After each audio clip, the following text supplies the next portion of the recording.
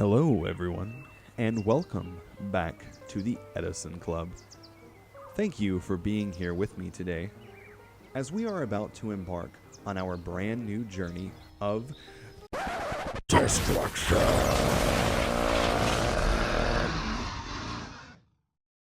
Are you into high-rarity snobbery? I am not worthy. Or perhaps you prefer the common man's bargain hunt? What the Yugi? Is that a Lila? Normal summon Lumina, in-phase mill, wolf, wolf, wolf. Watch your opponent devolve into tears. Stack for plague spreader, make Brionic. Brio them into oblivion. Why me? Special summon Judgment Dragon, nuke everything. Does this sound appealing to you? Well, then you've come to the right place. Welcome to the Edison Club's ultimate Lightsworn guide. If you guys want to stay current with the premium TCG accessories, then head on down to the description bar below and click on my affiliate link, which will take you directly over to Gym Tech premium TCG accessories. From there, you'll be able to stay current with the newest Deck Tech deck box or the Pro Tech Evo backpack, as well as the Apex Victory competition sleeves and more things such as apparel. What's going on, guys, and welcome back to the Edison Club. Today I have a very awesome video of this first place Lightsworn deck list. As always, before we get started, please make sure that you like, share, comment, and subscribe. It really just motivates me to keep going, getting better at the game, as well as content creation. So when I see that you guys are subscribing and hitting the notification bell, it just says to me that you guys are enjoying the content and makes me want to do more. So Matt, and I apologize if I'm mispronouncing your last name, Sinej managed to win first place at his locals with this Lightsworn list. And historically, I'm not a huge fan of Lightsworn. I always feel like it's hard to get the deck to function properly, but it does look like this is a very solid list, and I think that Matt has some very interesting choices throughout this deck list here. So let's go ahead and get started. We have one copy of Arukas, one copy of Gale. Always a big fan of Gale when it comes to these Twilight lists. Just a really nice standard dark level 3 tuner. Gets under Bottomless and outs Stardust Dragon. Stardust Dragon can be a big issue for your Lightsworn deck because Judgment Dragon and stuff like Celestia both destroy, so Gale can kind of move it out of the way, which is nice. Then you're going to see that we have 3 Caius the Shadow Monarch in here. Now, historically, I haven't really ever seen many people play triple Caius in Twilight. Normally you see it around 1, maybe 2, but he decided to max this card out.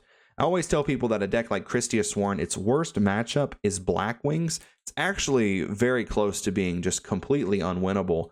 But I also always say that pure Lightsworn has much better of a matchup against Black Wings. And I can see it being even better in a list like this where you have triple Caius, just getting the 1-up on them and getting the ability to banish their Shura or their Bora early. Put up that pressure is really nice. Then we have 1 card Trooper, 1 Chaos Sorcerer. It's Twilight. Gotta have Chaos Sork in here. Then we have Dark Arm Dragon, which is another card that I've never really chosen to include whenever I've tried to play Twilight. And that's just because normally you don't have a lot of good dark monsters. Normally your darks are like Chaos Sorcerer, Gale if you play it, Gores, and Tragodia.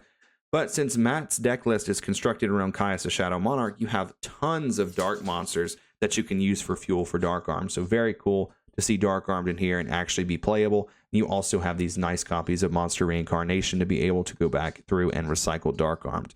We have 1 Aaron, 1 Garoth, 1 Gores, 2 Honest, 2 JD, 1 Lumina, 2 Lilas, 1 Necrogardna, 1 Plague Spreader, triple Raikou, 1 Tragodia, and triple Wolf is going to round off the 27 monster count.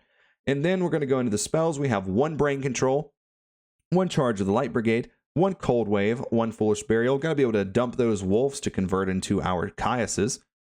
We have 1 Giant Trinade, 1 Heavy, 2 Reincarnation, 1 MST, triple Recharge, and 2 Beckoning Light rounds off the main deck here. Then going into I'm going to go over the extra deck really quickly because these are always just pretty much not really important. It's just always very standard. We have 2 Fortress, Catastor, Arcanite, Armory Arm, Black Rose, Brionac. We have 1 Colossal Fighter, 1 Goyo, 1 Android, 1 Mistworm, 1 RDA, 1 Stardust, 1 Tempest, and 1 Thought Ruler. I did ask him in the Discord why he chose not to play Dark End, and he said that was because he wanted to play the deck in all original rarities from the time period, and since That card was a prize card at the time. He wasn't going to play it. And the dueling book version of this deck profile does not do it justice. He has this deck completely like maxed out in like max rarity for 2010, which is really nice. I actually am going to include those pictures of the actual list he sent to the Discord, and then he also posted online. You'll see those right here, and it's very beautiful. Always respecting the high rarity Lightsworn players. So in the side deck, we have 2 Celestia in the side deck. Now this is interesting. Normally you don't see Celestia outside of the main deck, but because he's using something like Caius, he can very easily swap out Caius for Celestia. He's playing against decks with a lot of back row and things that he really wants to destroy. So this is pretty cool. We have 2 Cyber Dragons. We have triple DD Warrior Lady.